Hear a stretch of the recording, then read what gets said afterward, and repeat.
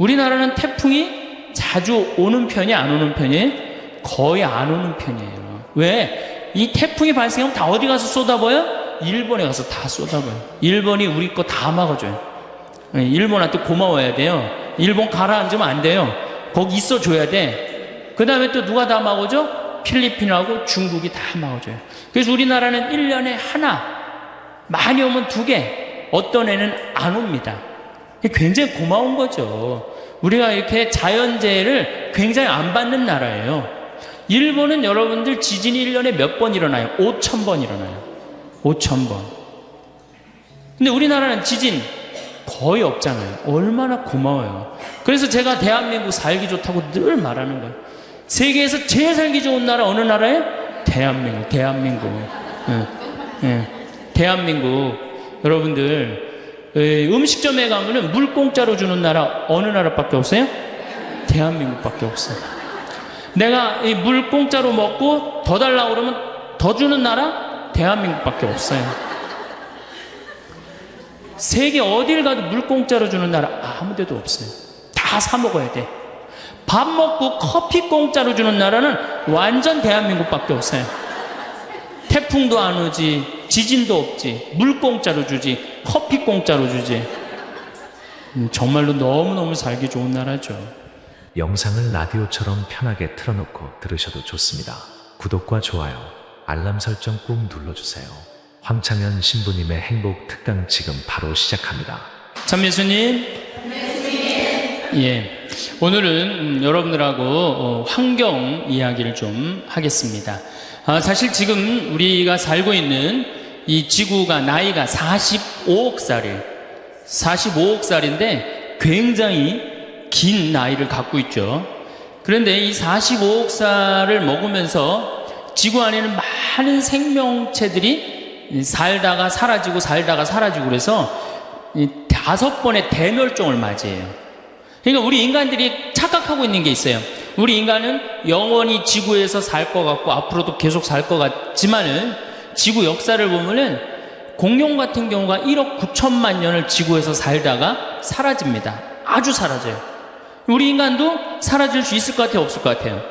사라질 수 있어요. 특히 45억 살에 인간이 왔다 간 거는 하루 24시간으로 본다면 인간이 지금 한 300만 년 산다고 2초 사는 거 2초.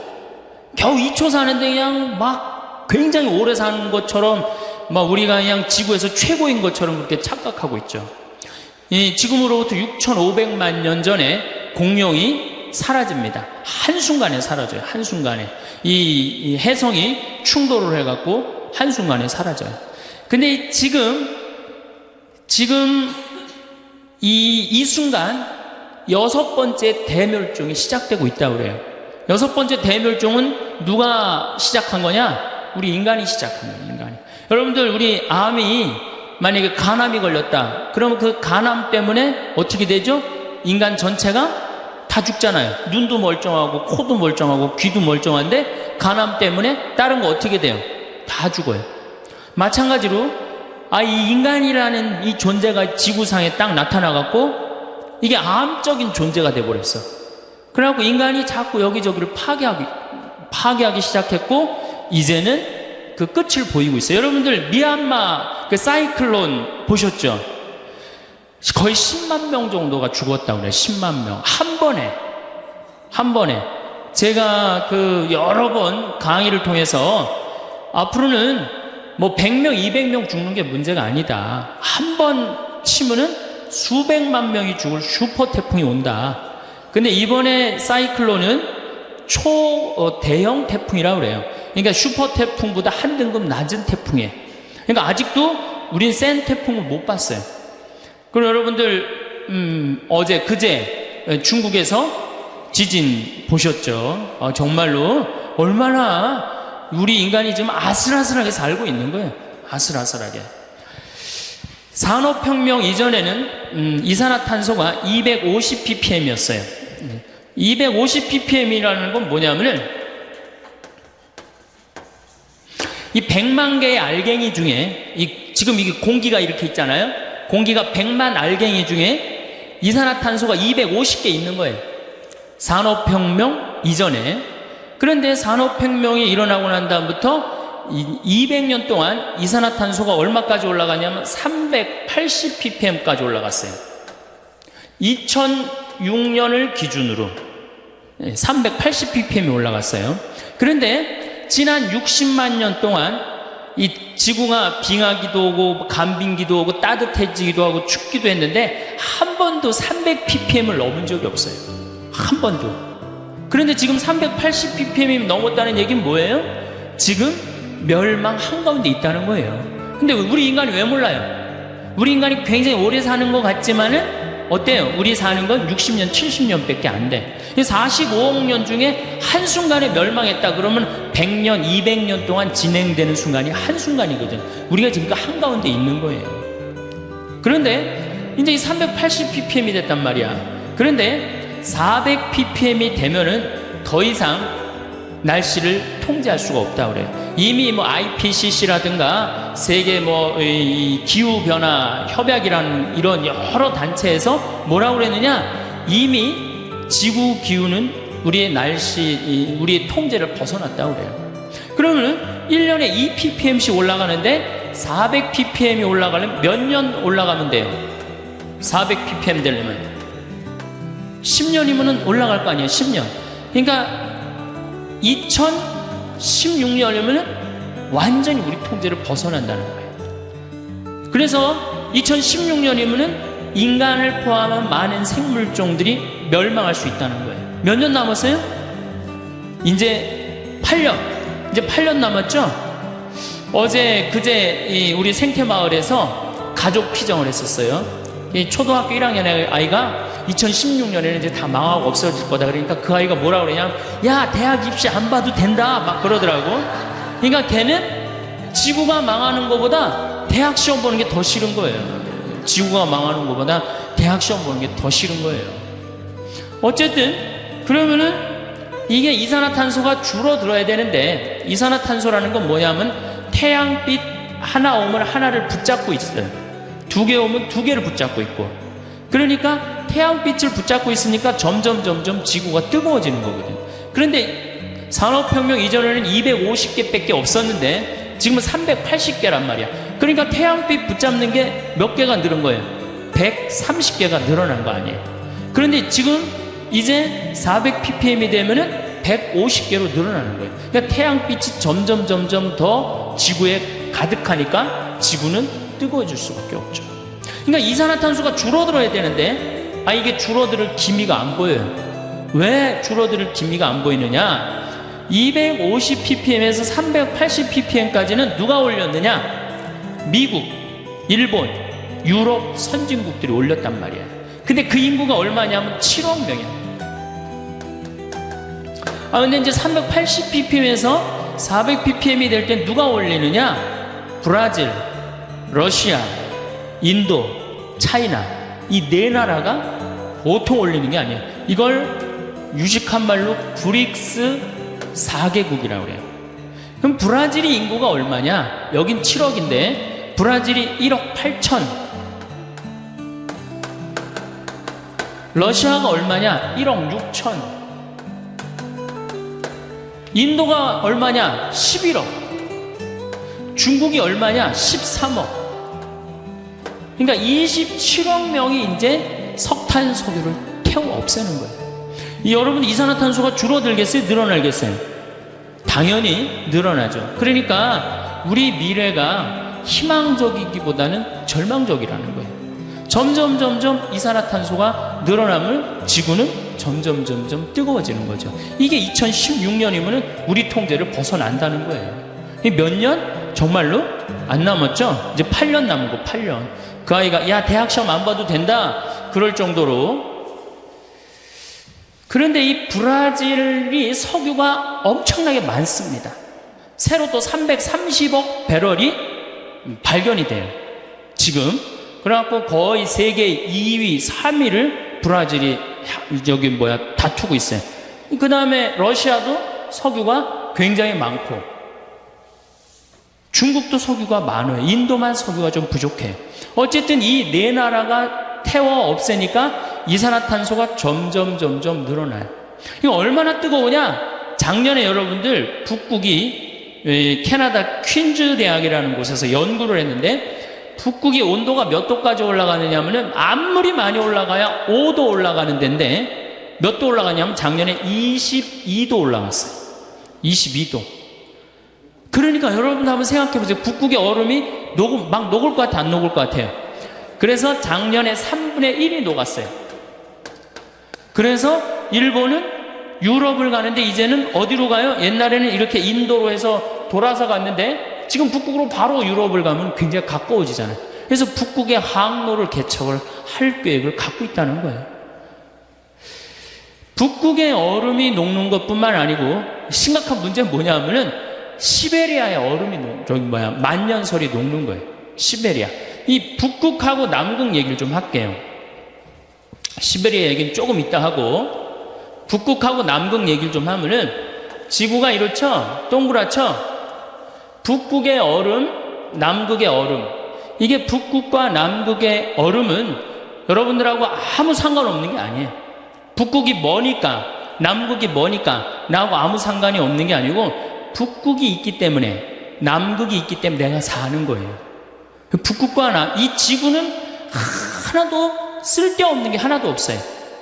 왜 북극과 남극 때문에 우리가 사느냐? 북극의 흰 설원, 남극의 흰 설원은 태양빛을 어떻게 해주죠? 반사시켜줘요.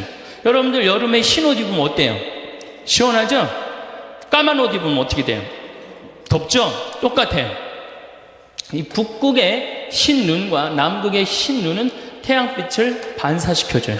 그래서 북극과 남극을 뭐라고 부르느냐면 지구 자동 온도 조절 장치라고 해요. 알아서 지구를 온도를 조절해 주는 거예요. 얼마나 고마워요. 근데 이게 다 녹아 없어졌어. 그래갖고 까만 땅이 나와.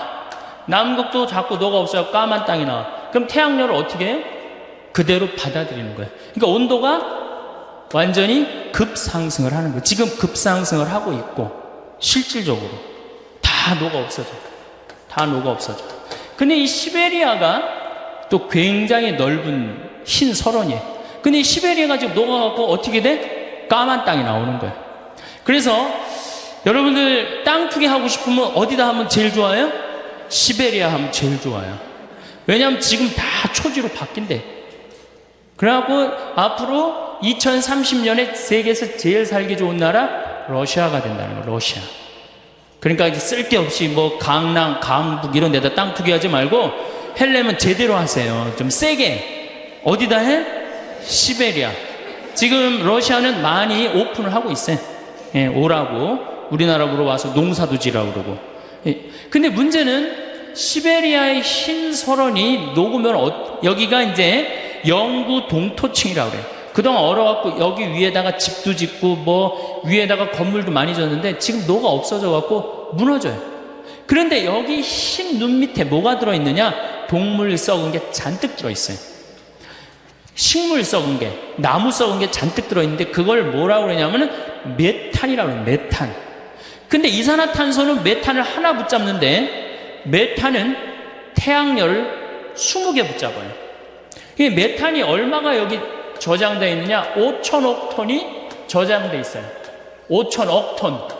그러니까 이게 또 막 올라오면은 작년에도 거기 이렇게 녹은 데다가 불을 이렇게 대니까 메탄이 여러분들 소, 방구 이런 거잖아요. 그게 불이 타더라고요. 그만큼 메탄이 많은 거예요. 그러니까 이게 희망적인 것보다는 절망적인 게 더 많은 거죠. 여러분들 올해 5월 3일 날, 2일 날 우리나라가 몇 도까지 올라갔어요? 33도까지 올라갔어요. 여러분들 33도 언제 올라가 봤어? 한여름 7월 15일부터 8월 15일 요 한 달 동안 올라갔죠. 제가 이제 환경제 운동도 하고 환경 강의도 하고 17년 전에 제가 환경 얘기하고 다닐 때 6월 한 20일경에 30도 올라왔을 때 난리 났었어요. 그런데 한 10년 전에는 5월 30일 날 30도가 넘는 거예요. 근데 지금은 5월 1, 2, 3에 30도가 넘어. 그런데 여러분들 우리나라에서 5월 달에 30도가 넘으면 놀랄 일이에요? 안 놀랄 일이에요? 근데 여러분들 막 뒤로 자빠져서 놀랐어요? 안 놀랐어요? 왜? 적응이 자꾸 되는 거예요. 이게 모든 환경학자들이 얘기하기엔 개구리 이론을 얘기를 합니다. 무슨 얘기냐? 개구리를 끓는 물에 집어넣으면 너무 뜨거워서 뛰쳐나간대요. 그런데 이 미지근한 물부터 1도씩 차근차근 올리면은 그게 100도가 될 때까지 뜨거운지 모르고 그냥 적응이 된대요. 그래갖고 100도 되면 끓어서 죽는 거야. 우리 인간이 똑같은 거야. 지금 더워지는데 굉장히 더워졌어. 근데 자꾸 적응을 해갖고 지금 뭐 5월 2, 3일에 33도가 넘어도 아무렇지도 않고 살잖아요. 이미 적응이 된 거야. 그러니까 5월 달부터 10월 달까지 지금 30도가 넘는단 말이야. 몇 개월이야? 5, 6, 7, 8, 9, 10. 6개월 동안에 30도가 넘는 거예요. 6개월 동안에. 이미 우리나라는 아열대 지방으로 바뀌어가고 있어요. 이제 원숭이 조금 있으면 날아다닐 날도 얼마 남지 않았어요. 바나나 이제 열리면 어떻게 돼? 원숭이 날아다니는 날도 얼마 남지 않았어. 그날까지 갈지 안 갈지는 모르겠지만은. 자, 그러면은 이 적도에 있는 게 이제 문제예요. 자, 이 북극과 남극은 우리하고 연관이 많다는 얘기 이제 이해하시겠죠? 근데 이 적도가 문제예요. 적도가 어떤 문제냐? 적도에 가면 바다 온도가 몇 도가 올라가냐면 31도까지 올라가요. 31도면 목욕탕 온탕 온도예요. 목욕탕. 실질적으로 저는 적도에 여러 차례 가봤어요. 가봤는데 바다에 들어가 보면은 어느 정도냐면은 한 20분 동안 바다 안에서 있질 못해요. 땀이 나서. 이렇게 물이 뜨끈뜨끈해요. 정말로 뜨끈뜨끈해요. 그러니까 여러분도 온탕에 가면은 이 수분이 증가합니까? 안 합니까? 온탕에 가면은 막 목욕탕 가면 수분 막 이렇게 그 거울에 막, 예, 그렇죠? 막 끼죠? 수분이 막 끼죠? 그러니까 이 적도에서 31도니까 뭐가 많이 올라가냐면 수증기가 많이 올라가는 거예요. 수증기가 막 올라가는 거예요. 수증기가 막 올라가고 15도 선상에, 우리는 37도에 살죠? 15도 선상에서 태풍이 발생합니다. 대서양에서 발생하는 거를 허리케인, 미국, 멕시코만에서 발생하는 걸 허리케인이라고 그러고, 태평양에서 발생하는 걸 태풍이라고 그러고, 얼마 전에 미얀마를 강타한 이 인도양에서 발생한 걸 사이클론이라고 해요. 똑같은 거예요. 열대성 저기압이에요. 태풍, 허리케인, 사이클론 똑같아. 그중에 위력이 제일 센 게 뭐냐? 태풍이에요. 여러분들, 우리나라는 태풍이 자주 오는 편이 안 오는 편이에요? 거의 안 오는 편이에요. 왜? 이 태풍이 발생하면 다 어디 가서 쏟아버려요? 일본에 가서 다 쏟아버려요. 일본이 우리 거 다 막아줘요. 일본한테 고마워야 돼요. 일본 가라앉으면 안 돼요. 거기 있어줘야 돼. 그 다음에 또 누가 다 막아줘? 필리핀하고 중국이 다 막아줘요. 그래서 우리나라는 1년에 하나, 많이 오면 2개, 어떤 애는 안 옵니다. 굉장히 고마운 거죠. 우리가 이렇게 자연재해를 굉장히 안 받는 나라예요. 일본은 여러분들 지진이 1년에 몇 번 일어나요? 5,000번 일어나요. 5,000번. 근데 우리나라는 지진 거의 없잖아요. 얼마나 고마워요. 그래서 제가 대한민국 살기 좋다고 늘 말하는 거예요. 세계에서 제일 살기 좋은 나라 어느 나라예요? 대한민국. 대한민국. 여러분들, 음식점에 가면은 물 공짜로 주는 나라 어느 나라밖에 없어요? 대한민국밖에 없어요. 내가 이 물 공짜로 먹고 더 달라고 그러면 더 주는 나라? 대한민국밖에 없어요. 세계 어딜 가도 물 공짜로 주는 나라 아무 데도 없어요. 다 사 먹어야 돼. 밥 먹고 커피 공짜로 주는 나라는 완전 대한민국밖에 없어요. 태풍도 안 오지, 지진도 없지, 물 공짜로 주지, 커피 공짜로 주지. 정말로 너무너무 살기 좋은 나라죠. 네. 자, 그러면 이게 이제 수증기가 많이 생겨갖고 태풍이 발생을 합니다.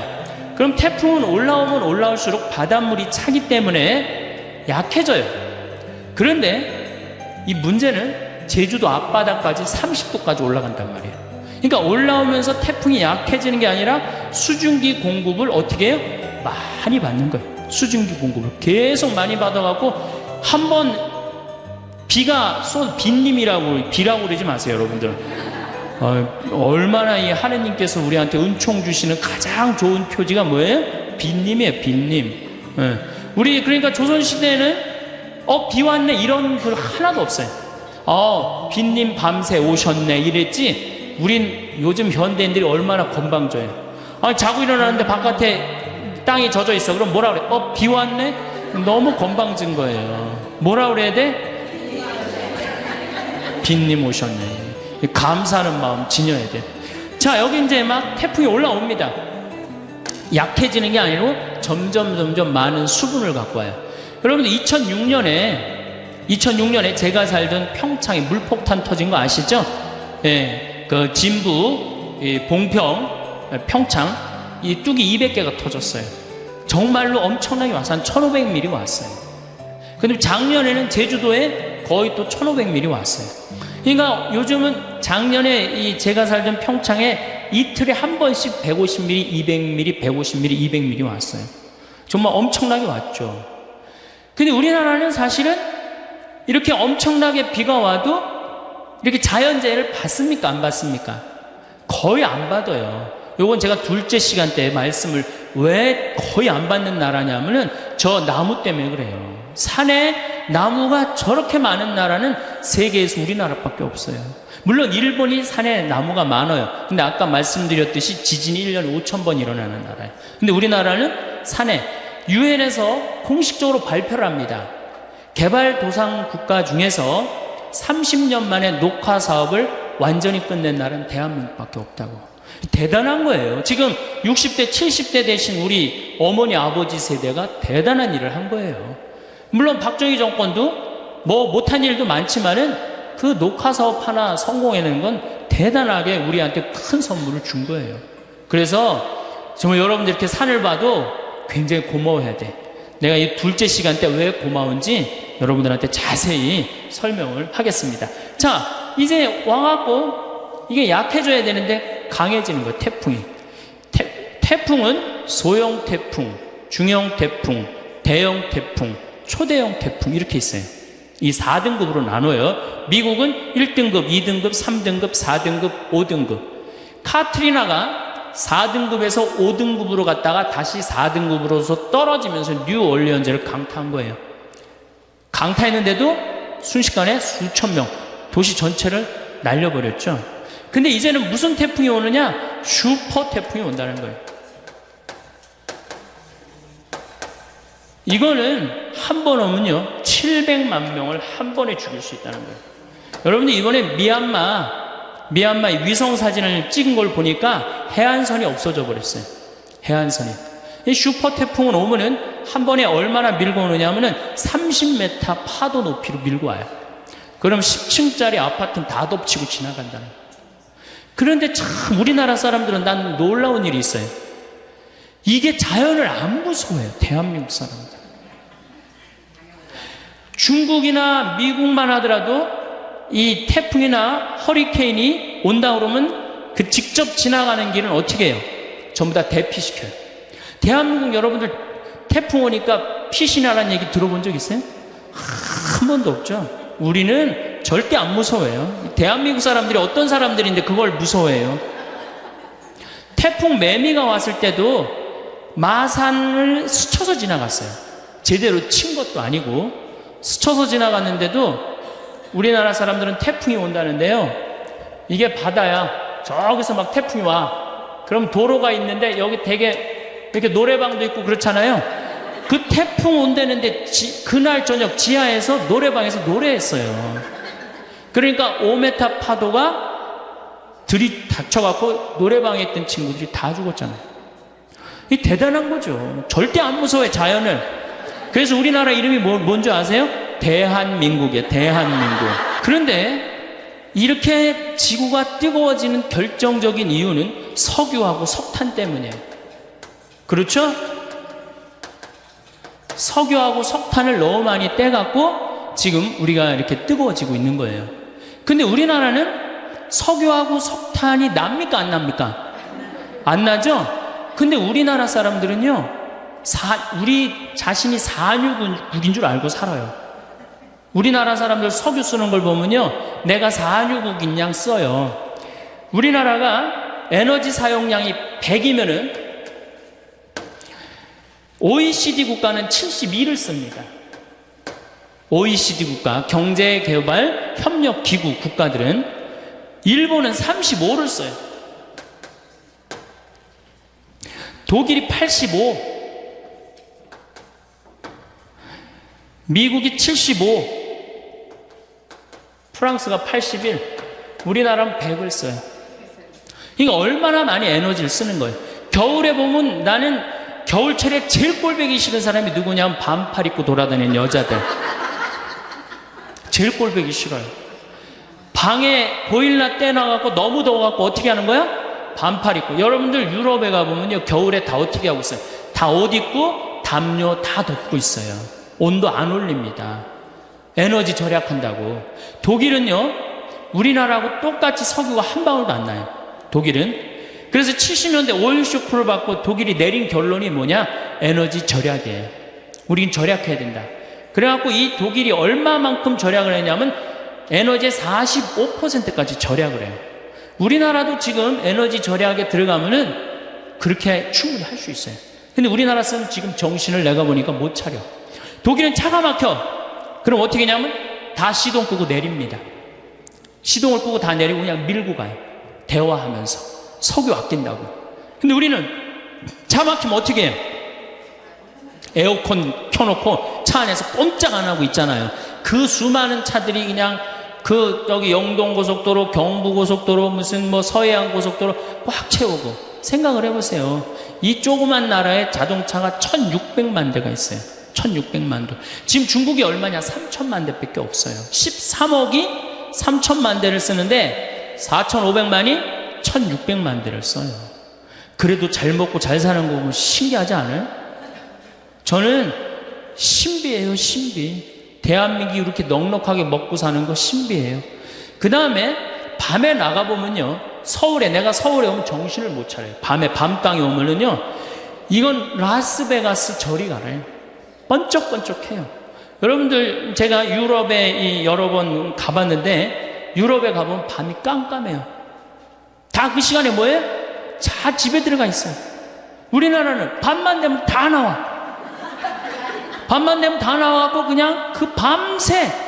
그리고 여러분들 그 도시의 유럽의 밤, 파리의 밤, 로마의 밤은 어두컴컴해요.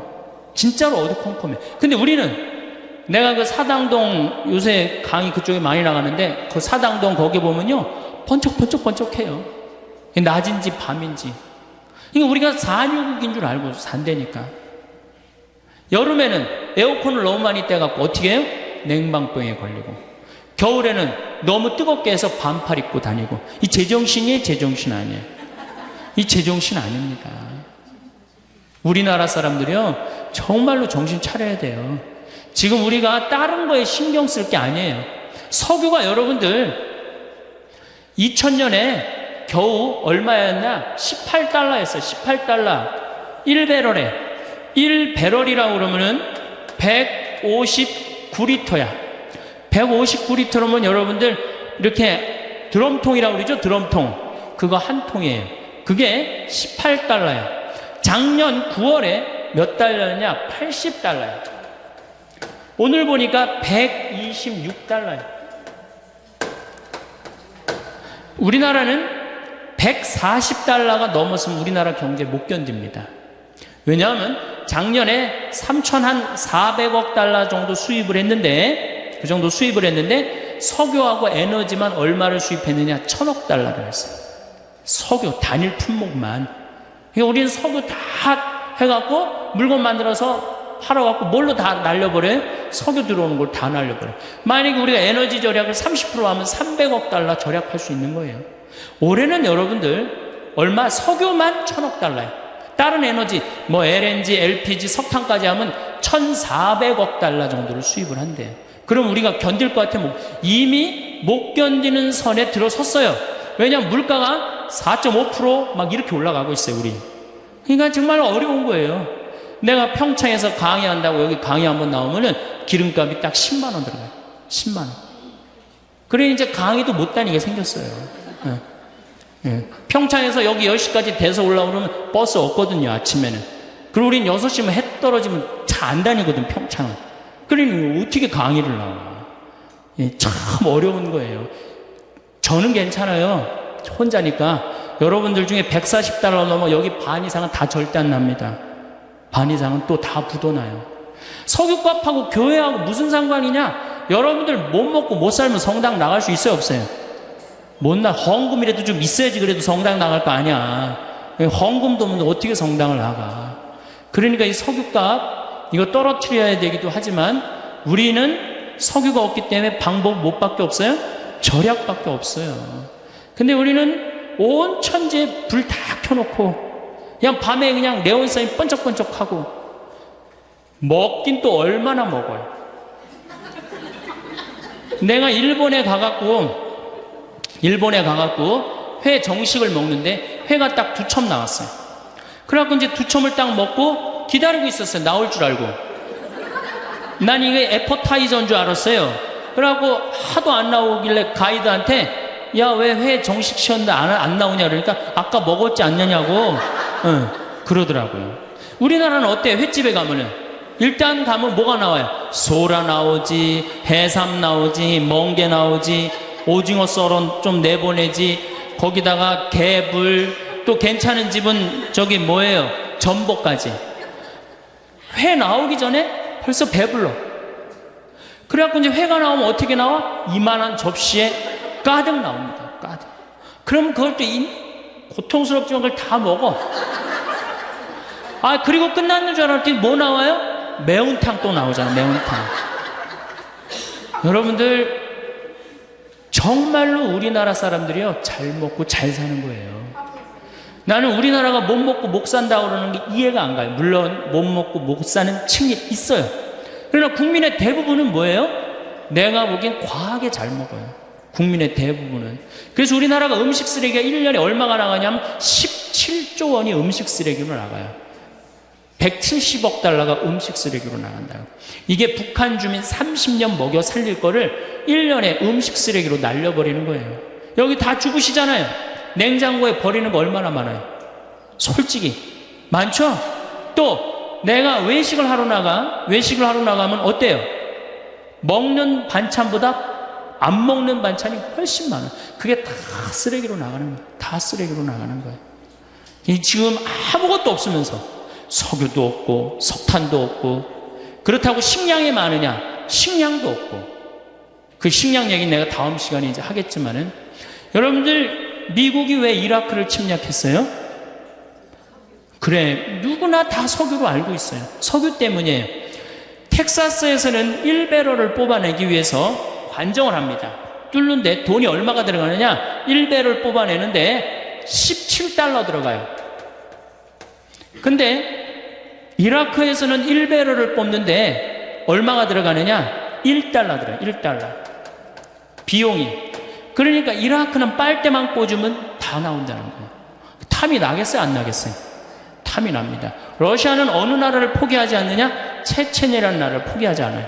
왜냐하면 체첸이 그렇게 큰 나라가 아니에요. 한 50만이 사는데 그 나라 전체의 석유가 다 나요. 그러니까 막 테러, 초등학교 애들 몇백 명 죽이고 테러 했었잖아요. 몇 년 전에. 그래도 러시아 눈도 껌떡하지 않아요. 왜? 석유가 있으니까. 이미 세계는 석유 전쟁에 들어가 있어요. 그리고 이 석유는 지금 $126, 심하게는 $200까지 뛴대요. 그럼 우리나라 어떻게 할 거야? 지금 소 갖고 그냥 난리치고 그냥 눈 자고 나면 소, 또 자고 나면 소 얘기하는데 소 얘기할 때가 아니에요, 지금. 석유 $126 뛰는 게 문제예요. 그래, 석유는 소는 안 먹으면 되지, 소는. 그리고 여러분들, 소 얘기 나왔으니까 소 얘기 좀 하면은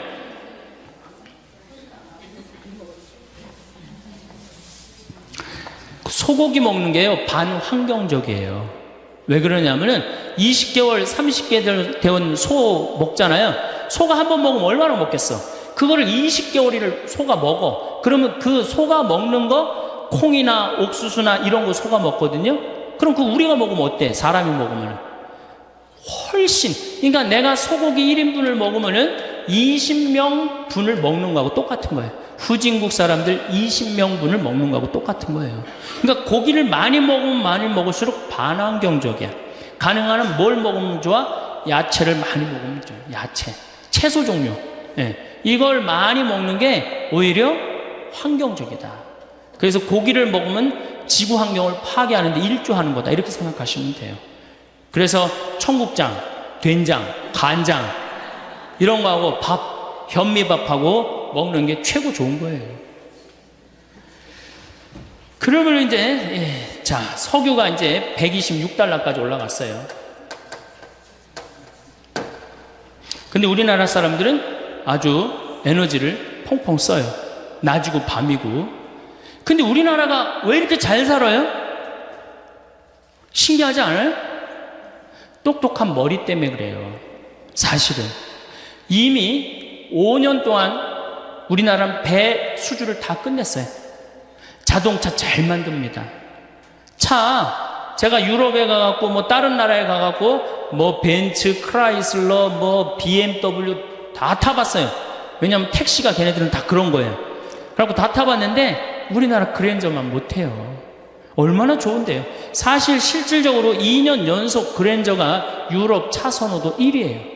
지금 막 우리나라에서 막 외제차 타고 다니는 사람들 다 정신 나간 사람들이에요. 죄송한 얘기지만. 왜? 그거보다 훨씬 좋은 차 우리나라 차 있는데 왜 다른 나라 차를 사요? 그거 한번 고장나면 부속품 사기도 힘들겠는데 우리 그냥 고장나면 제깍제깍 동네에서 다 할 수 있는 건데 우리나라 차 좋습니다. 차 잘 만들죠. 배 잘 만들죠. 핸드폰 잘 만들죠. 핸드폰. 제가 항상 하는 얘기지만 이 핸드폰 하나로 300억 달러를 수출해요. 저는 우리나라 사람들 대단하다고 생각해요. 제가 이탈리아의 그 포로노 광장이라고 있어요. 이 시저가 브루투노스 너마저도 하고 이렇게 칼에 찔려 죽은 궁이 있어요.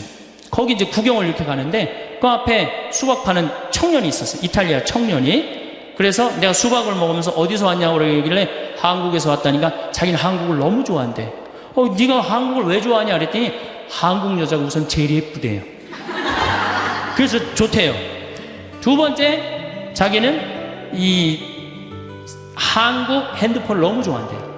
그래서 무슨 얘기냐? 너 수박 파러 먹으려고 그러는 거 아니냐? 아니라고 그러면서 카탈로그를 꺼내는데 삼성 애니콜 카탈로그를 꺼내는 거예요. 20만 원서부터 60만 원까지 쫙 갖고 있더라고요. 그때 제가 제일 좋은 애니콜을 갖고 갔었어요. 그래서 제가 그랬어요. 이게 제일 좋은 거다. 눈이 뒤집어지죠. mp3 되지, 캠코더 되지, 카메라 되지, 게임 되지, 텔레비전 되지. 여러분들 유럽, 프랑스, 파리 아이들이, 귀족 아이들이 제일 받고 싶은 선물이 뭐예요? 우리나라 핸드폰이에요. 그만큼 애들 착하지. 세계에서 제일 착한 애들이 대한민국 애들이에요. 여러분들 어떻게 생각하세요? 세계에서 제일 착한 애들 대한민국 애들이라는 거? 이 미국 애들은 왕따를 당하면 어떻게 해? 콜로라도에서 그랬죠? 날 왕따를 시켜 교실에다 수류탄 던지고 총으로 다 쏴주고 17명을 죽였잖아요. 독일에서도 왕따 당한 아이가 총을 갖고 와서 한 명씩 부르고 죽였어요. 우리나라 애들은 왕따 당하면 어떻게 해요? 나 사라지면 되지 뭐. 이러고 옥상에 올라가고 혼자 뛰어내린단 말이야. 학원 밤 10시까지 가라고 하면 학원 가지. 왕따 당하면 혼자 옥상에서 뛰어내리지. 애들 착하지. 물건 잘 만들지. 산에 나무 많지. 먹을 거 풍부하지. 국민들이 조금만 정신을 차리면요 정말로 살기 좋은 나라 돼요. 근데 우리나라는 지금 많은 에너지를 어디에 의존하느냐? 원자력 발전소에 의존을 합니다. 우리나라가 지금 원자력 발전소가 16기가 돌아가요. 16기. 근데 지금 전기의 40%는 원자력에 의존하는 거예요, 우리나라가. 1986년 4월 26일 날, 벌써 22년 전 얘기죠. 이 소련이죠. 소련의 이 체르노빌 원자력 발전소가 터집니다. 기억나시죠? 예. 그때 터졌을 때 30만 명이 죽었어요. 그리고 지금도 500만 명이 고통을 호소하고 있다고 그래요. 한 번 터지면 반경 100km 못 살아요. 그리고 이 체르노빌 원자력 발전소 터져갖고 어떻게 그 방사능을 처리할 수가 없어갖고 지금 콘크리트로 막아놨어요. 근데 아직도 끓고 있다고 그래요. 10만 년 동안 끓는다고 그래요. 10만 년 동안 방사능 그 안에서. 근데 우리나라는 이게 남쪽에 16개가 지금 돌아가고 있어요. 물론 이게 에너지가 없는 나라에서 원자력은 매력이 있습니다. 그렇지만 방사능 폐기물, 여러분 핵 폐기물 얘기 많이 들었죠? 그거 이제 어디다 버릴 데가 없는 거. 내가 월성 원자력 발전소에 들어가 보니까 핵 폐기물을 쌓아놨는데 5단, 6단으로 쌓아놨어요. 갈 데가 없어요. 벌써 한 7, 8년 전에. 그러니까 이거를 이제 저장고를 만든다고 우리나라가 얼마나 갈등을 일으켰어요. 그런데 여러분들 막 우리 동네는 안 된다고 그러지만은 여러분들 누구 때문에 지금 전기 쓰는 거예요? 원자력 발전소 때문에 전기 쓰는 거예요. 그래갖고 왜 앞으로 2015년에 26기가 더 돌아간대요. 그러니까 총 26기가. 왜 이렇게 원자력 발전소를 많이 만드느냐? 그 원자력 발전소 IAEA 위원이라는 분한테 물어봤어요. 그랬더니 에어컨 때문이래요. 여름에 에어컨을 너무 많이 떼갖고 순간 출력이 올라가갖고 전기가 딱 차단이 되면은 산업시설이 얼마 전에 그랬죠. 산업시설이 하면 수백억, 수천억이 다 날아간다는 거예요. 근데 그게 이유가 뭐야? 에어컨 때문이라는 거예요. 아, 여름엔 좀 더우면은 좀 이렇게 좀 선풍기 좀 틀고 그러면 되는데 우리나라는 이게 산유국인 줄 알고 착각을 하고 막 들이대 대는 거예요. 이거 정말로 걱정이에요. 그래서 원자력 발전소는 더 세우지 말고 정말로 우리가 가야 되는 건 뭐냐? 풍력 발전기하고 태양광 발전기예요. 근데 우리나라는 사실 풍력이 좀 약합니다. 덴마크나 독일, 특히 덴마크 같은 경우는 2030년에는 전체 전력을 다 풍력으로 한대요. 그러니까 이런 나라들은 우리는 소 때문에 그냥 정신을 못 차리는데 이런 나라들은 이미 오래전부터 미래에 어떻게 될 것이다 예측을 하고 다 국가적으로 준비를 하는 거야. 근데 우리는 다 뒷북을 치고 있는 거예요. 지금 조금만 있으면 130달러 올라가면요 우리나라 못 견딥니다. 지금 소 때문에 지금 국민들이 정신 못 차릴 때가 아니에요. 지금 석유값 올라가는 거 어떻게 하면은 이 석유값을 우리가 대처를 해갖고 이 난관을 헤쳐나가야 되느냐, 이게 더 큰 문제지. 소는 아까 말씀대로 안 먹으면 되는 거야. 안 먹으면 그거 내가 조금 더 채소 더 먹고 그래서 베지타리언이라고 그러잖아요. 그래서 여러분들 그거 먹으면 되는 건데 이 석유는 안 쓸 수가 없잖아. 우리 경제 직결된 거 아니에요. 그러니까 우리는 지금 에너지 절약에 더 많은 신경을 써야 되는 거예요. 그래서 태양광이나 풍력을 했는데 제가 태양광을 우리 생태마을에 20kW, 풍력을 30kW 설치를 해놨어요. 50kW. 근데 태양광은 잘 됩니다. 우리보다 우리는 한 1년에 220일 정도 햇빛이 내리쬐는데 독일은 150일밖에 없어요. 근데 독일의 프라이부르라는 그 환경 도시를 가보니까 도시 전체 지붕에 태양광을 얹었어요. 그 도시는 태양광으로만 움직이는 도시예요. 너무너무 부럽더라고요. 우리 충분히 그럴 수 있는데 내가 보기에는 우리가 밤에 나가고 술 먹고 밤에 밤새 이렇게 막 네온사인 켜놓고 그 돈만 아껴도 어때요? 충분히 할 수 있어요. 그러니까 우리나라 국민들이 건강한 정신으로 갈 때 자연환경도 어떻게 돼요? 건강해지는 거예요. 이건 그냥 애들은 애들대로 밤 10시에 학원에 지치고 아버지는 아버지대로 밤 10시에 술집에 돌아다니고 엄마는 엄마대로 밤 10시까지 텔레비 보고 앉아있고 텔레비 보면 뭐가 나와요? 그랬더니 전기세가 나온다고 그러더라고. 텔레비 보면 전기세 나오고. 그래서 미래는 뭘로 가야 되느냐? 태양광이나 풍력으로. 이걸 재생 가능한 에너지라고 합니다. 근데 이게 여성들이 그걸 알아야 돼요. 깨달아야 돼요. 재생 가능한 에너지를 조금 더, 물론 지금 굉장히 비싸요. 그거 설치하고 그러는데, 근데 제 생각에는 국민들이 조금만 의식이 올라가면 우리나라 국민들은요 굉장히 똑똑하기 때문에 금방 그런 문제들을 해결해 나갈 수가 있어요. 그래서 환경이라는 문제는 이제는 교황님이 그랬어요. 뭐라고 그러셨느냐 하면은 환경은 몇몇 환경운동가가 하는 일이 아니다. 이제는 누가 하는 거다? 지구에서 사는 모든 한 명 한 명이 다 환경운동가가 돼야 된다. 그래서 여러분들도 코드 같은 경우도 드라큘라라고 그러잖아요. 전기 10%의 전기를 계속 쓰는 거예요. 코드 꽂아두면은. 그럼 코드 같은 거 빼두고 냉장고 꽉꽉 안 채우고 때마다 벼두고 사서 막 해지 말고 그런 하나하나의 노력이 이 지구 환경을 건강하게 만드는 거예요. 지구온난화는 제 생각에는 이게 지금 정말로 절박한 거예요. 절박한 거고 그런데 왜 우리나라는 절박하게 느껴지지 않아요? 37도, 38도에 사는 사람들은 맨 마지막으로 느낍니다. 어디 사람들이 절박하게 늘려요? 투발루라는 나라 없어져 버려가고 있어요. 남태평양에 있는 섬나라인데 9개 섬으로 돼 있는데 2개 섬이 없어져 버렸어요. 물에 잠겨갖고 이게 해수면이 높아져갖고 그 다음 벵골만이라고 이 방글라데시 앞에 이 굉장히 넓은 이 섬인데 반 이상이 잠겨버렸어요. 문선은 있는데 뭐가 없어? 땅 문선이 있는데 다 어디에 잠겨버렸어?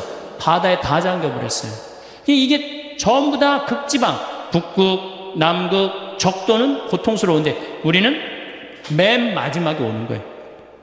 맨 마지막까지 시집가고 장가가고 먹고 마시다가 하느님이 홍수를 내리칠 때 노아 방주에 몇 명밖에 못 들어갔듯이 우리도 정신을 못 차리면 그렇게 되는 거예요. 지금 다른 데 정신 집중할 때가 아니에요. 정말로 정신 집중할 때는 환경, 지구온난화. 그런 주부가 할 일이 뭐냐? 주부가 할 일이 가장 큽니다. 여러분들의 에너지를 가장 많이 쓰는 분들 중에 한 분이에요. 가정에너지. 그래서 그 에너지를 줄이는 역할을 이제는 정말로 공부를 해가면서 하나하나 개척을 해나갈 때 또 실천을 해나갈 때 지구 환경은 아름답게 보존이 될 거라고 생각을 합니다. 오늘은 정말 중요한 주제인 바로 지구온난화와 기후위기에 대한 이야기입니다. 지구온난화, 기후위기 이런 것들이 나하고 무슨 관련이 있겠어? 라고 하실 수도 있으시겠지만 이러한 지구온난화와 기후위기로 많은 자연재해가 발생하고 있는데요. 그런데 이러한 내용을 잘 알지 못해 의외로 많은 사람들이 목숨을 잃고 있습니다. 오늘 내용은 중요한 주제이므로 영상 끝까지 함께 하시어 삶의 지혜 얻으시면 좋겠습니다. 지구온난화는 지구 전체가 점점 더 따뜻해지고 있다는 것을 말해요. 여러분도 여름이 점점 더워지고 겨울이 조금 덜 추워지는 걸 느끼지 않았나요? 예전에는 이런 변화가 자연스러운 현상일 수 있다고 생각했지만 사실 그렇지 않다는 걸 과학자들이 밝혀냈습니다. 우리 인간이 에너지를 많이 쓰고 특히 화석 연료를 사용하면서 이산화탄소를 비롯한 온실가스를 엄청나게 많이 배출하고 있어요. 온실가스는 지구의 대기 속에서 열을 가둬두기 때문에 마치 우리가 이불을 덮고 있는 것처럼 지구가 점점 더워지고 있는 거죠. 여기서 온실가스가 뭘까? 라는 궁금증이 생길 수 있는데요. 온실가스는 이산화탄소, 메탄, 아산화질소 등 여러 가지 기체를 말합니다. 우리가 공장에서 물건을 만들거나 자동차를 타고 다닐 때 이 기체들이 대기 중으로 배출되면서 지구를 덮고 있는 얇은 이불처럼 열을 가둬버립니다. 이 현상을 바로 온실효과라고 해요. 원래 온실가스는 지구를 적당히 따뜻하게 만들어주는 역할을 합니다. 만약 온실가스가 전혀 없었다면 지구는 지금보다 훨씬 추웠을 겁니다. 하지만 문제가 되는 건 너무 많은 온실가스가 배출되면서 지구가 지나치게 뜨거워지고 있다는 점이죠. 그럼 왜 이런 일이 벌어졌을까? 를 생각해 볼게요. 여러분이 알고 있듯이 우리는 일상생활에서 에너지를 많이 사용해요. 전기를 쓰고 자동차를 타고 공장을 돌리는 모든 활동이 에너지를 필요로 하죠. 이 에너지를 만들기 위해 우리는 주로 화석연료를 사용합니다. 석탄, 석유, 천연가스 등이 바로 화석연료인데요. 그런데 이 화석연료를 태우면 엄청난 양의 이산화탄소가 대기 중으로 나가게 돼요. 이 때문에 지구의 온도가 점점 올라가는 겁니다. 실제로 산업혁명 이후 지구의 온도는 1도 정도 상승했어요. 1도 가지고 무슨 난리야? 라고 생각할 수 있지만 사실 이 1도가 엄청난 변화를 불러오고 있어요. 지구의 기후가 1도 올라간다는 건 엄청난 일이에요. 예를 들어 지구가 5억 년 전쯤 겪었던 팔레오세우스의 최대 온난기라는 시기를 보면 당시 지구의 평균 기온이 약 5도에서 6도 정도 상승했어요. 하지만 그 온도가 상승하는 데에 무려 2만 년이나 걸렸답니다. 그런데 우리는 겨우 200년 사이에 1도가 상승한 거예요. 2만 년에 5도 오른 것이 엄청난 일이라면 200년에 1도 오른 지금 상황은 얼마나 심각한지 쉽게 알 수 있죠. 이렇게 빠른 속도의 기후변화는 우리 생활에 큰 영향을 미치고 있습니다. 북극과 남극의 얼음이 녹고 해수면이 상승하고 날씨가 점점 더 극단적으로 변해가고 있죠. 이런 빠른 기후변화는 인간 활동에 의해 발생한 것이란 게 과학적으로 증명됐어요. 특히 산업혁명 이후 화석연료의 사용이 급격히 늘어나면서 이산화탄소 배출량이 폭발적으로 증가했거든요. 그런데 여기서 사람들이 던지는 질문이 있어요. 지구가 따뜻해진 게 정말 인간 때문일까? 혹시 태양이 더 뜨거워진 건 아닐까? 이런 질문에 대해 과학자들은 오랜 시간 연구를 해왔어요. 그 결과 최근 50년간 태양이 지구에 보내는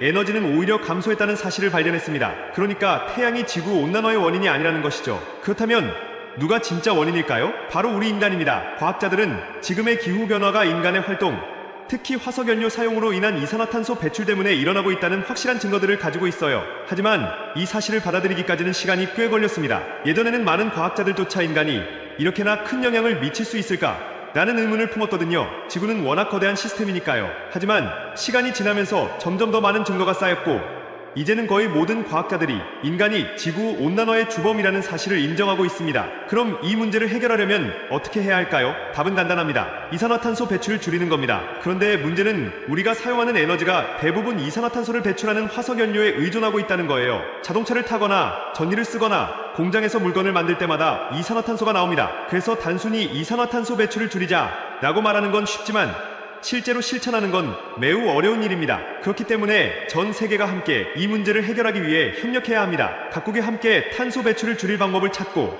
이를 실천하는 것이 중요해요. 여러분도 알다시피 기후변화는 전 세계적인 문제입니다. 그리고 각 나라가 기후변화에 기여한 정도가 다르기 때문에 그 해결 방법도 공평해야 해요. 선진국들은 이미 오랜 시간 동안 많은 이산화탄소를 배출하면서 산업화를 이뤘습니다. 반면 개발도상국들은 이제 막 경제 발전을 시작했죠. 그래서 선진국들이 먼저 더 많은 책임을 지고 개발도상국들이 지속 가능한 방식으로 발전할 수 있도록 도와야 합니다. 실제로 선진국들은 기후변화에 대한 대응책을 마련하는데 앞장서고 있고 개발도상국들도 점차 그 흐름에 동참하고 있습니다. 이제는 우리가 일상생활에서 실천할 수 있는 방법들을 생각해볼 차례입니다. 첫 번째로 할 수 있는 일은 에너지를 절약하는 겁니다. 전기를 아끼고 물을 아끼고 자동차 대신 자전거나 대중교통을 이용하는 등의 작은 실천들이 모이면 큰 변화를 만들 수 있어요. 그리고 또 하나 중요한 건 재생에너지를 사용하는 겁니다. 태양광 에너지, 풍력 에너지처럼 이산화탄소를 거의 배출하지 않는 에너지를 사용하는 것이죠. 물론 아직은 재생에너지만으로 우리가 필요한 모든 에너지를 충당할 수 없지만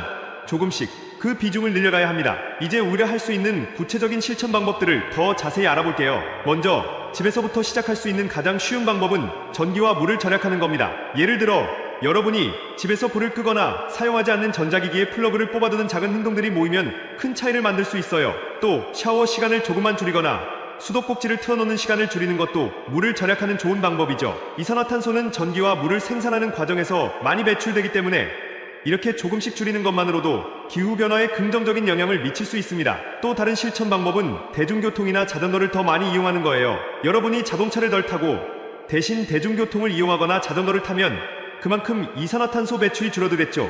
게다가 자전거를 타면 운동도 되고 건강에도 좋으니 일석이조입니다. 실제로 많은 나라들이 기후변화를 막기 위해 전기차 보급을 늘리고 대중교통을 더 편리하게 만들고 있어요. 여러분도 이런 흐름에 동참해서 일상에서 작은 실천을 해보세요. 그럼 이제 재생에너지에 대해 좀 더 자세히 알아볼까요?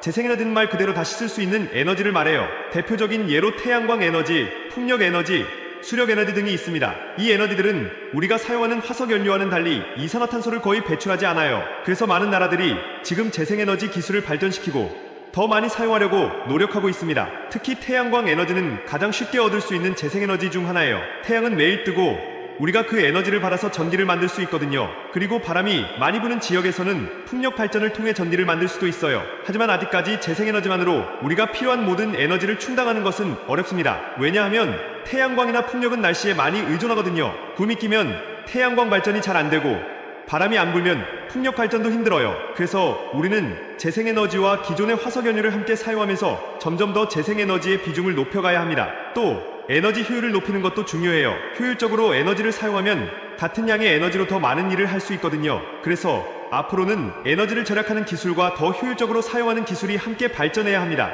여러분, 그럼 왜 재생에너지가 그렇게 중요한 걸까? 라는 질문을 다시 생각해 볼까요?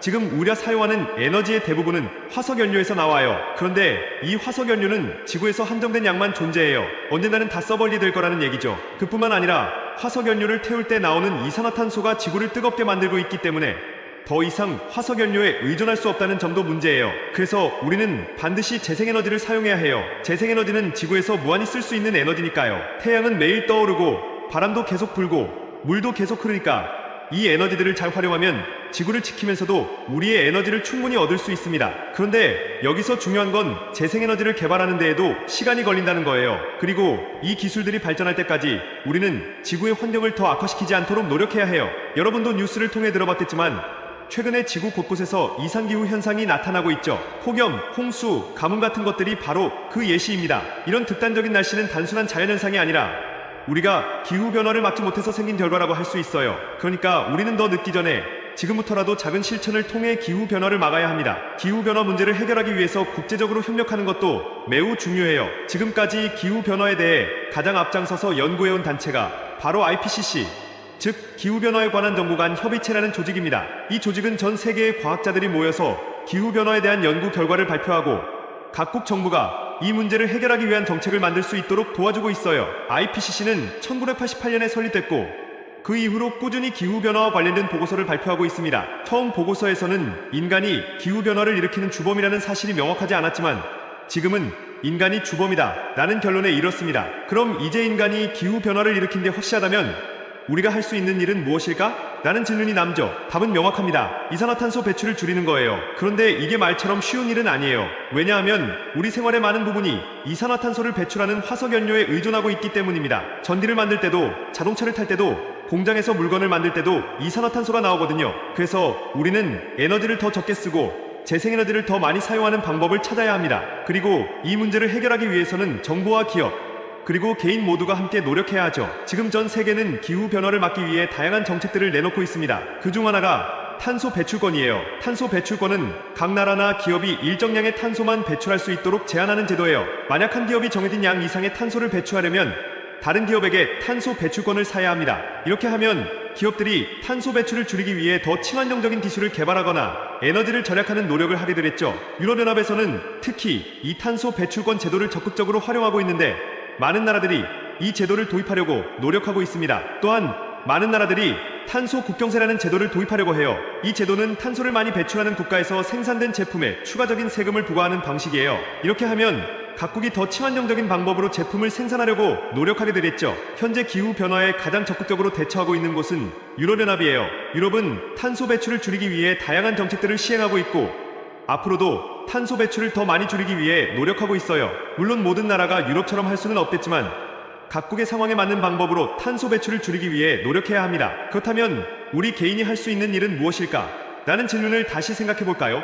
사실 기후변화 문제는 거대한 문제라서 개인이 할 수 있는 일이 별로 없다고 생각할 수 있어요. 그러나 그렇지 않습니다. 작은 실천들이 모이면 큰 변화를 만들 수 있어요. 예를 들어 우리가 일상에서 조금 더 신경 써서 전기와 물을 절약하고 자동차 대신 대중교통을 이용하고 재활용을 철저히 하면 그것만으로도 이산화탄소 배출을 많이 줄일 수 있습니다. 특히 플라스틱을 줄이는 것도 중요한데요. 플라스틱은 분해되는데 수백 년이 걸리기 때문에 환경에 큰 영향을 미칩니다. 따라서 플라스틱 사용을 줄이고 재사용할 수 있는 물건을 쓰는 것이 환경보호에 큰 도움이 됩니다. 우리가 플라스틱 사용을 줄이고 재활용을 철저히 하는 것만으로도 기후변화에 긍정적인 영향을 줄 수 있어요. 플라스틱은 쉽게 분해되지 않아서 결국 바다로 흘러가고 해양 생물들에게도 큰 피해를 줍니다. 이 문제를 해결하기 위해 세계 각국은 일회용 플라스틱 사용을 줄이기 위한 법을 만들고 있어요. 예를 들어 여러 나라에서는 플라스틱 빨대 대신 종이 빨대를 사용하고 있고 일회용 비닐봉투를 유료화하거나 금지하기도 합니다. 작은 변화일 수 있지만 이런 것들이 모이면 지구 환경에 큰 도움이 될 수 있어요. 또한 우리가 사용하는 제품들이 어디에서 왔는지 어떻게 만들어졌는지에 대해 더 관심을 가져야 합니다. 여러분이 마트에서 물건을 살 때 그 물건이 어디서 왔는지 그리고 그 제품이 만들어지는 과정에서 얼마나 많은 탄소가 배출되는지 한 번쯤 생각해보는 것도 중요합니다. 요즘은 탄소 발자국이라는 용어가 많이 사용되는데요.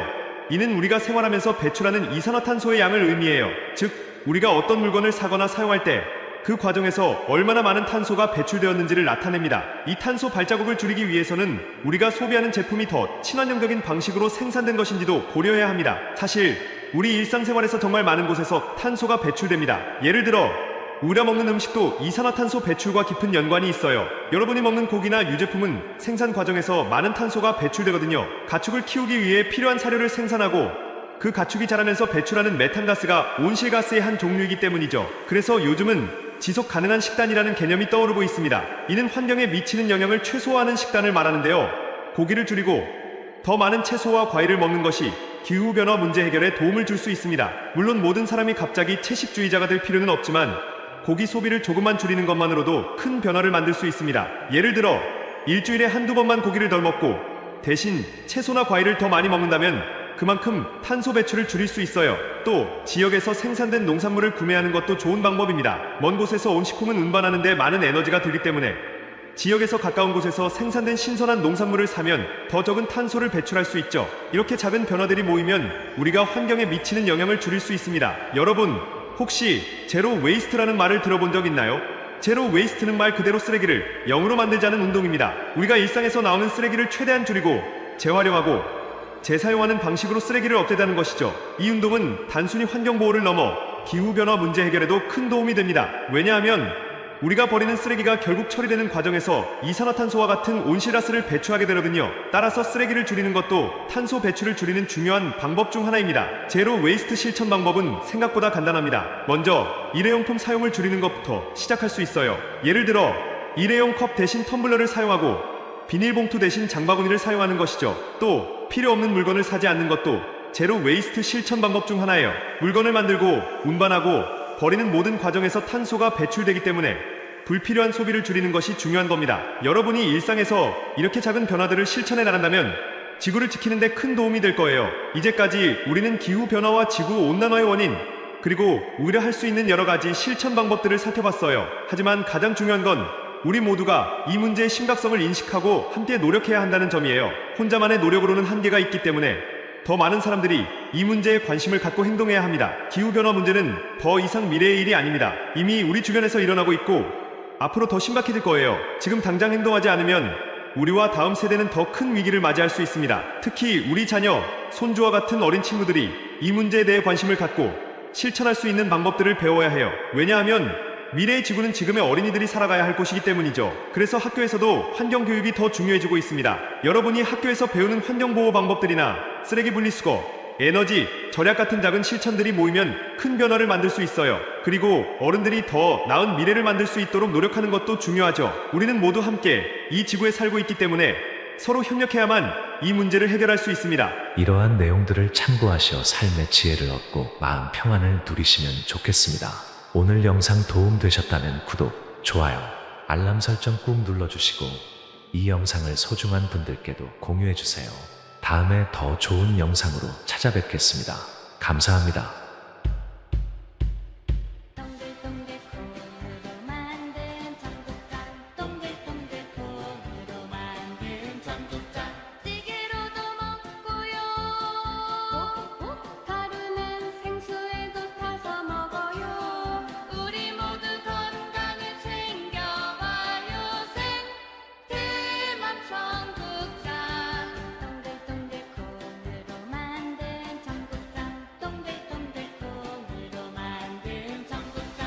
성필리포 생태마을 생태맘장터의 청국장 가루가 유명합니다.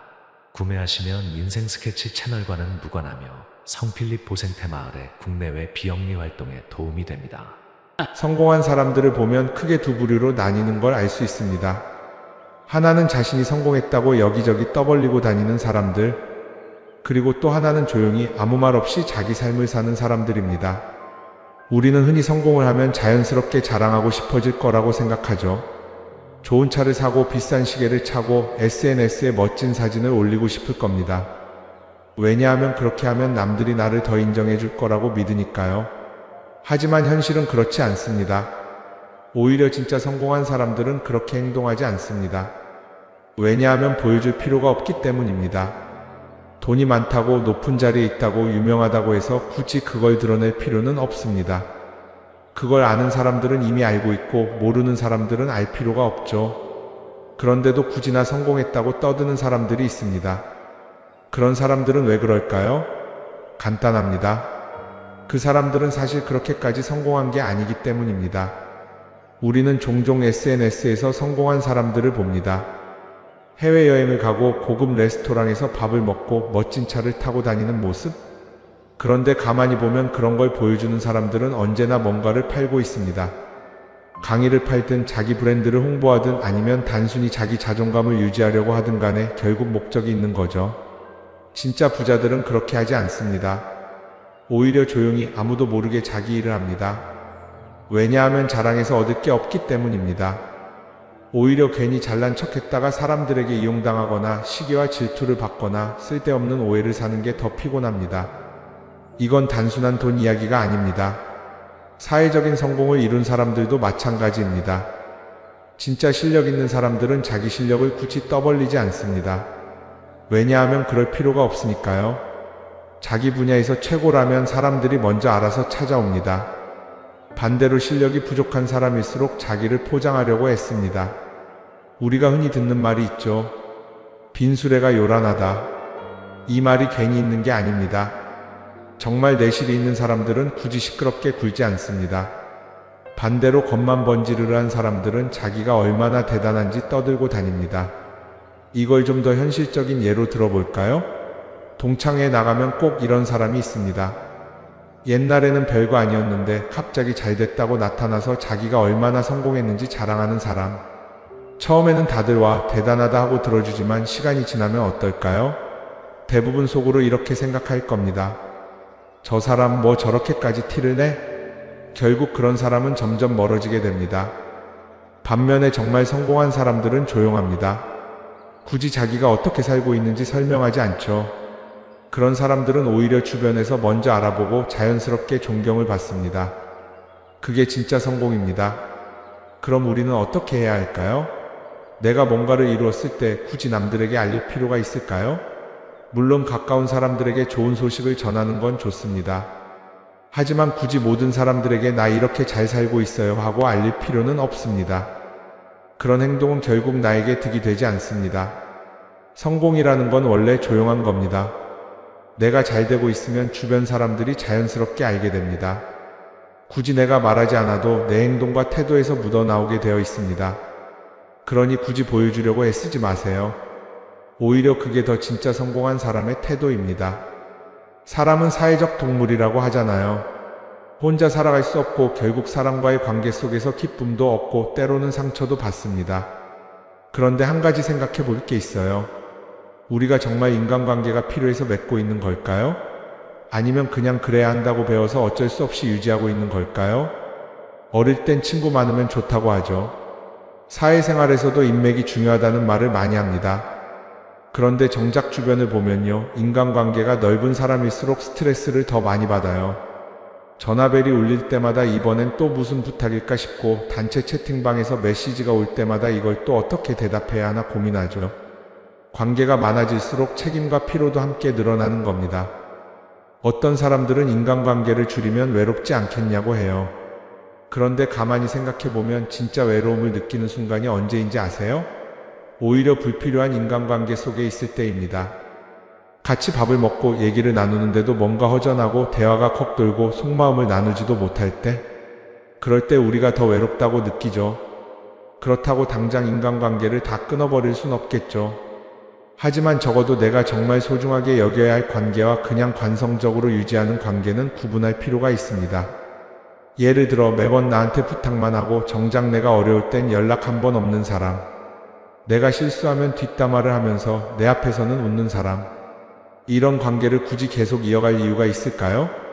가끔은 이런 경험도 있을 거예요. 우연히 어떤 사람과 친해졌는데 만난 지 얼마 되지도 않았는데 너무 많은 걸 털어놓는 사람들 있죠. 자기 속사정부터 가족 문제, 직장 고민까지 쏟아내는 사람들. 이런 경우 두 가지의 가능성이 큽니다. 하나는 그냥 감정적으로 의존할 사람이 필요해서일 수도 있고, 또 하나는 내가 믿을 만한 사람인지 떠보는 걸 수도 있어요. 어떤 경우든 이런 관계는 오래가기 어렵습니다. 사실 친밀함이라는 건 시간이 필요한 법이에요. 적당한 거리를 두고 천천히 서로를 알아가야 하는데, 초반부터 급격하게 가까워진 관계는 쉽게 무너지는 경우가 많습니다. 처음엔 친하다고 생각했는데 어느 순간 사소한 일로 틀어지고 결국 남보다 못한 사이가 되는 거죠. 그러면 인간관계를 어떻게 해야 할까요? 답은 간단합니다. 억지로 맺지 말고 굳이 유지하려고도 하지 않는 거예요. 내가 편한 관계라면 자연스럽게 이어질 것이고, 그렇지 않다면 서서히 멀어질 겁니다. 그리고 그걸 억지로 붙잡지 않아도 괜찮습니다. 관계를 유지하는데 에너지를 쓰기보다는 정말 소중한 관계에 집중하는 게 더 낫지 않을까요? 어떤 사람은 내가 인간관계를 줄이면 나중에 나 혼자 남는 거 아니냐 걱정하기도 해요. 그런데 생각해보면요, 진짜 나를 위하는 사람은 많지 않아요. 인간관계를 줄인다고 해서 완전히 혼자가 되는 게 아닙니다. 오히려 불필요한 관계를 정리하고 나면 남아있는 관계들이 더 단단해지고 가치 있게 느껴질 겁니다. 예전엔 인맥이 자산이라는 말을 많이 했어요. 그런데 요즘은 꼭 그렇지도 않죠. 오히려 불필요한 인간관계가 많으면 그게 짐이 될 수도 있어요. 적당한 거리, 적당한 선. 이걸 잘 지키는 게 결국엔 가장 편한 인간관계를 유지하는 방법 아닐까요? 한번 곰곰이 생각해 보세요. 지금 내 주변에 있는 사람들 중에서 내가 정말 편하게 만날 수 있는 사람이 몇 명이나 되는지, 내가 억지로 맞춰주고 있는 관계는 없는지. 관계를 줄이면요, 외로워지는 게 아니라 오히려 더 자유로워집니다. 그리고 자유로워진 만큼 내 인생에서 정말 중요한 것에 집중할 수 있게 됩니다. 인간관계 너무 많은 걸 신경 쓰다 보면 정작 중요한 걸 놓칠 수 있어요. 그러니까 이제는 한 번쯤 정리해보는 것도 나쁘지 않을 겁니다. 사람들이 돈을 많이 벌고 싶어 하는 이유가 뭘까요? 단순히 돈이 많으면 좋으니까? 물론 그것도 있겠지만 사실 돈을 원하는 진짜 이유는 더 나은 삶을 살기 위해서겠죠. 그런데 문제는 돈을 많이 번다고 해서 반드시 삶이 나아지는 건 아니라는 겁니다. 오히려 더 많이 벌수록 더 많이 쓰게 되는 경우가 많아요. 가끔 이런 생각해 본 적 없으세요? 예전에는 돈이 지금보다 훨씬 적었는데 이상하게 그때가 더 여유로웠던 것 같다. 왜 그럴까요? 사실 우리가 원하는 건 돈 그 자체가 아니라 돈을 통해 얻을 수 있는 자유인데 돈을 벌면 벌수록 그 자유를 잃어버리는 경우가 많아요. 더 좋은 차, 더 좋은 집, 더 좋은 옷을 사면서 점점 더 많은 돈이 필요해지고 결국엔 돈을 벌기 위해 또다시 일해야 하는 악순환에 빠지게 되는 거죠. 한번 생각해 봅시다. 우리가 정말 필요해서 뭔가를 사는 경우가 얼마나 될까요? 필요해서라기보다는 남들이 가지고 있으니까, 없어 보이기 싫으니까, 혹은 그냥 기분 전환을 위해서 소비하는 경우가 훨씬 많아요. 그리고 그런 소비를 할 때마다 스스로 이렇게 합리화를 하죠. 이 정도는 나를 위한 투자야. 그런데 가만히 보면 그 소비가 진짜 나를 위한 소비인지 아니면 그냥 사회가 만든 기준에 끌려가고 있는 건지 헷갈릴 때가 많습니다. 예를 들어 예전에는 스마트폰 하나면 충분했는데 이제는 스마트워치도 있어야 하고 무선 이어폰도 필요하고 태블릿도 있어야 할 것 같고, 하나를 사면 또 다른 무언가가 필요해지는 시기예요. 사실 이건 우리가 그렇게 만들어진 겁니다. 광고도 그렇고 SNS도 그렇고 자꾸 우리에게 이렇게 말하죠. 이걸 사야 더 행복해질 수 있어요. 그런데 정작 그걸 사고 나면 어때요? 처음 며칠은 좋죠. 그런데 시간이 지나면 또 다른 걸 사고 싶어져요. 왜냐하면 물건이 우리를 오래 행복하게 만들어주지는 않거든요. 특히 요즘은 SNS가 이런 소비 심리를 더 부추기는 것 같아요. 예전에는 친구들끼리 만나서 나 새로 샀어 하고 자랑하는 게 전부였는데 이제는 SNS에 올리면서 전 세계 사람들에게 보여주잖아요. 그러다 보니까 남들도 다 뭔가를 사서 올리고 나도 따라해야 할 것 같은 기분이 드는 거예요. 그런데 중요한 건 그 사람들도 사실은 나와 똑같은 기분이라는 겁니다. 내가 남을 부러워하는 만큼 나도 누군가에게 부러움을 사려고 애쓰고 있는 거죠. 결국 끝없는 비교와 소비 속에서 진짜 중요한 걸 놓치게 되는 겁니다. 한번 이렇게 생각해보면 어떨까요? 만약 내가 지금부터 딱 1년 동안 불필요한 소비를 하지 않는다면 내 삶이 어떻게 변할까? 아마 처음에는 답답할 수도 있어요. 사고 싶었던 걸 참아야 하니까. 그런데 그걸 몇 번 참고 나면 어느 순간 깨닫게 될 겁니다. 내가 굳이 이걸 안 사도 괜찮네? 그렇게 불필요한 소비가 줄어들면 자연스럽게 돈이 쌓이겠죠. 그런데 돈이 쌓이는 것보다 더 중요한 게 있어요. 바로 마음의 여유가 생긴다는 겁니다. 돈을 쓰지 않는다고 해서 불행해지는 게 아니라 오히려 소비로부터 자유로워지면서 진짜 행복을 찾을 수 있어요. 물론 이걸 실천하는 게 쉽지는 않겠죠. 우리 주변에는 소비를 부추기는 것들이 너무 많으니까요. 하지만 적어도 이런 건 해볼 수 있습니다. 뭔가를 사고 싶을 때 한 번만 스스로에게 물어보는 거예요. 이게 정말 나한테 필요한 걸까? 아니면 그냥 순간적인 욕심일까? 만약 그 질문을 던졌을 때 5초 안에 당연히 필요하지 라는 답이 나오지 않는다면 사실 그건 없어도 되는 물건일 가능성이 큽니다. 정말 필요한 건 고민할 필요도 없이 바로 떠오르거든요. 그러니까 이제는 한 번쯤 생각해 봐야 할 것 같아요. 나는 지금 내가 원하는 삶을 살고 있는 걸까? 아니면 남들이 만든 기준에 맞추기 위해 내 시간을 팔고 있는 걸까? 소비를 줄인다는 건 단순히 돈을 아끼는 게 아닙니다. 그건 결국 내 삶의 선택권을 되찾는 일이거든요. 돈을 많이 버는 것도 중요하지만 더 중요한 건 그 돈을 어떻게 쓰느냐입니다. 그리고 때로는 아무것도 사지 않는 게 최고의 선택일 수도 있어요. 우리는 요즘 SNS 없이 사는 게 거의 불가능한 시대에 살고 있죠. 아침에 눈 뜨자마자 휴대폰을 확인하고 출근길에도 SNS를 보고 잠들기 전까지도 계속 들여다봅니다. 그러면서 남들이 어떻게 사는지 보고 나도 모르게 비교하게 되고 때로는 초조해지기도 하죠. SNS에 올라오는 사진들 한번 보세요. 맛집에서 멋진 음식을 먹고 해외여행을 다니고 좋은 옷을 입고 성공한 삶을 사는 사람들.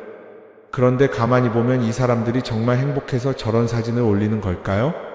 아니면 그냥 행복해 보이고 싶은 걸까요? 실제로 SNS에 가장 많이 올라오는 사진이 뭔지 아세요? 남들이 부러워할 만한 순간들입니다. 집에서 편하게 쉬고 있는 모습이나 출근길에 지친 얼굴, 어제 먹다 남은 배달 음식 사진 같은 건 잘 안 올리죠. 대신 멋진 레스토랑, 명품 가방, 고급 호텔 같은 것들이 올라옵니다. 왜 그럴까요? 결국 SNS는 보여주기 위한 공간이기 때문입니다. 여기서 중요한 게 있어요.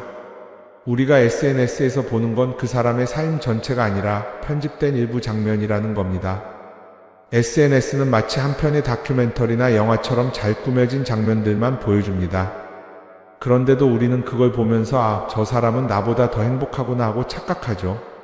예를 들어 SNS에서 한 친구가 해외여행을 가서 아름다운 풍경을 찍어 올렸다고 해볼게요. 우리는 그걸 보면서 부럽다, 나도 저렇게 살고 싶다라고 생각하겠죠. 그런데 정작 그 친구는 사진을 찍고 나서도 일 때문에 스트레스를 받고 있을 수도 있고 여행 비용을 감당하느라 카드가 걱정을 하고 있을 수도 있습니다. 그 부분은 우리는 알 수가 없죠. 그런데 문제는 이렇게 남들과 비교하는 습관이 쌓이면 결국 내 삶이 초라하게 느껴진다는 겁니다. 원래는 그냥 조용히 살아도 괜찮았는데 SNS를 보고 나면 나만 뒤처지는 것 같고 뭔가를 더 해야 할 것 같고 괜히 불안해지죠. SNS는 기본적으로 사람들의 비교 심리를 자극합니다. 남들이 가진 걸 나도 갖고 싶게 만들고 남들이 하는 걸 나도 해야 할 것 같은 기분이 들게 만들죠. 그러다 보니 필요하지도 않은 걸 사게 되고 무리해서라도 화려한 곳에 가게 되고 남들에게 보여주기 위해 사는 삶을 살게 됩니다. 그럼 어떻게 해야 할까요? 사실 정답은 간단합니다. SNS에서 보이는 것들을 곧이곧대로 믿지 않는 것입니다. 그리고 더 중요한 건 남과 비교하는 걸 멈추는 것이에요. 어떤 사람이 비싼 차를 타고 다닌다고 해서 그 사람이 꼭 행복한 건 아닙니다. 좋은 차를 타고 다니지만 밤마다 사업 걱정에 잠 못 이루는 사람도 많아요. 반대로 대중교통을 이용하지만 마음 편하게 사는 사람도 있죠. 결국 행복은 보이는 것이 아니라 느끼는 것입니다. SNS를 덜 보면 덜 불행해진다는 연구 결과도 있어요. 하루 종일 남의 삶을 보면서 비교하는 시간을 줄이면 내 삶에 집중할 수 있는 시간이 많아지는 겁니다. SNS를 완전히 끊을 필요는 없지만 최소한 그 안에 있는 것들이 전부 진짜라고 생각하지 않는 태도는 필요합니다. 우리는 누구나 자신만의 속도로 살아가고 있어요. 남들은 남들대로 사는 거고 나는 나대로 살면 됩니다. SNS에서 남들의 화려한 모습을 볼 때마다 한 번쯤 이렇게 생각해 보세요. 이건 그 사람이 보여주고 싶은 삶일 뿐이다. 그러면 조금은 편해질 겁니다. 사람들은 다들 자기 인생을 살아간다고 생각하죠. 그런데 가만 보면 정말 자기 인생을 사는 사람이 얼마나 될까요? 많은 사람들이 사실은 남이 만들어 놓은 기준에 맞춰서 살고 있어요. 좋은 대학, 좋은 직장, 좋은 차, 좋은 집. 다들 이런 걸 목표로 삼지만 정작 내가 원하는 삶이 뭔지 깊이 생각해 본 적이 없는 경우가 많아요. 이건 어릴 때부터 교육받아온 방식과도 관련이 있어요. 우리는 어릴 때부터 이렇게 살아야 한다는 틀 안에서 자라죠. 공부 열심히 해서 좋은 성적을 받아야 하고 좋은 직장을 가져야 하고 결혼도 적당한 때에 해야 하고 마치 인생이 정해진 수순이라도 있는 것처럼요. 그러다 보니 나 스스로 정말 원하는 걸 고민하기보다는 그냥 남들이 정해놓은 목표를 따라가게 돼요. 그런데 이렇게 남의 기준에 맞춰서 살다 보면 어느 순간 공허함을 느끼게 됩니다. 이게 정말 내가 원했던 삶인가? 하는 의문이 들 때가 오죠. 어릴 땐 성적이 목표였고 사회에 나와서는 연봉이 목표였고 결혼하고 나서는 아이 교육이 목표였는데 그 목표를 이루고 나면 허무한 거예요. 계속 뭔가를 이루긴 했는데 정작 나는 어디에 있는지 모르겠는 거죠. 진짜 중요한 건 내가 원하는 게 뭔지를 아는 것이에요. 그런데 이게 쉽지 않죠. 오랫동안 남의 기준대로 살아왔기 때문에 막상 내가 정말 원하는 게 뭐지? 하고 물어보면 선뜻 대답하기 어려운 경우가 많아요. 하지만 이 질문을 하지 않으면 우리는 평생 남이 정한 기준 속에서 살게 됩니다. 그럼 어떻게 해야 할까요? 첫 번째로 필요한 건 내가 왜 이런 생각을 하게 됐는지 스스로 점검하는 거예요. 예를 들어 내가 비싼 차를 사고 싶다고 생각한다면 그게 정말 내 필요 때문인지 아니면 남들에게 잘 보이기 위해서인지 한번 따져봐야 해요. 만약 남들이 나를 어떻게 볼까 하는 게 더 중요하다면 그건 내 기준이 아니라 사회가 만들어 놓은 기준일 가능성이 큽니다. 두 번째는 다른 사람의 의견에 휘둘리지 않는 연습을 하는 거예요. 우리는 살아가면서 끊임없이 남들의 평가를 받죠. 그 나이에 그런 걸 시작한다고? 지금 그게 가능하겠어? 이런 말들이 우리를 흔들어 놓습니다. 그런데 그런 말에 신경 쓰다 보면 결국 아무것도 하지 못하게 돼요. 중요한 건 남들이 뭐라고 하든 내가 결정하는 거예요. 물론 남의 조언을 들을 수도 있고 참고할 수도 있죠. 하지만 최종 결정은 항상 내 몫이어야 합니다. 내가 결정하고 내가 책임지는 거. 그렇게 해야 내 삶을 온전히 내 것으로 만들 수 있어요. 세 번째는 내가 한 선택에 책임지는 자세를 가지는 거예요. 많은 사람들이 무언가를 선택하고 나서도 후회하죠. 괜히 이걸 했나? 이 선택이 잘못된 건 아닐까? 그런데 한 가지 확실한 건 후회한다고 해서 과거가 바뀌지는 않는다는 거예요. 내가 한 선택이라면 그 선택이 틀렸다고 해도 받아들이고 그 안에서 최선을 다하는 게 더 중요해요. 이렇게 말하면 그럼 실수하면 어떡하죠? 라고 걱정하는 분들도 있을 거예요. 하지만 생각해보면 우리가 실수를 두려워하는 이유도 결국 남의 시선 때문이에요. 내가 실패하면 남들이 날 어떻게 볼까? 이런 걱정이 더 크죠. 그런데 남들은 생각보다 우리한테 관심이 없어요. 우리가 성공하든 실패하든 남들은 자기 삶을 사느라 바빠요.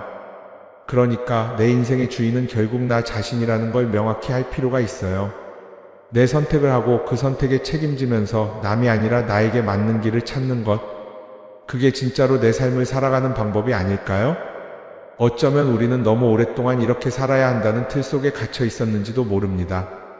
하지만 이제는 한 번쯤 생각해 봐야 합니다. 나는 진짜 내 삶을 살고 있는가?